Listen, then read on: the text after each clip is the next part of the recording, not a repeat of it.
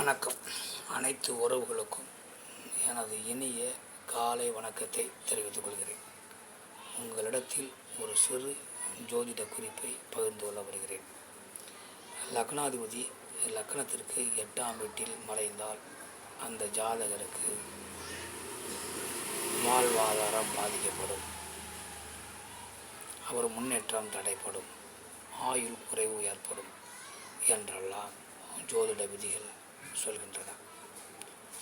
லக்னாதிபதி 8ஆம் இடத்தில் மறைந்தவர்கள்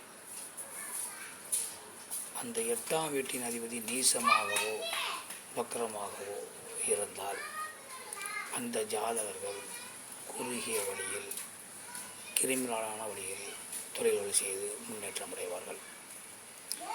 ஆயுள் என்பது லக்னாதிபதியை மட்டும் வைத்து கணக்கிடுவது அல்ல. லக்னாதிபதி லக்னத்திற்கு 8ஆம் வீட்டின் அதிபதி சனி பகவான் இவர்களெல்லாம் சேர்த்துத்தான் ஆயுளை நாம் பார்க்க வேண்டும். அதனால் ஆயுள் பங்கம் என்பதெல்லாம் ஏற்படாது. அதே லக்னாதிபதி 8ஆம் வீட்டில் இருந்து அந்த 8ஆம் வீட்டின் அதிபதி கேந்திரத்திலோ திரிகோணத்திலோ ஆட்சியிலோ உச்சத்திலோ இருந்தால் அந்த ஜாதகர்கள் நேர்மையாளர்களாக சிறந்த உழைப்பாளியாக அவர்களை வைத்து 10 பேர் வாழக்கூடிய அளவுக்கு நல்லது செய்யக்கூடியவர்களாக இருப்பார்கள்.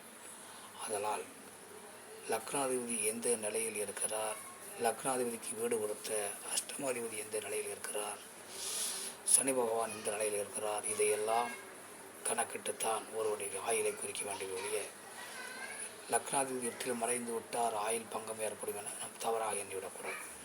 மற்றவற்றை நாம் அடுத்த வீடியோ காண்போம். நன்றி, வணக்கம்.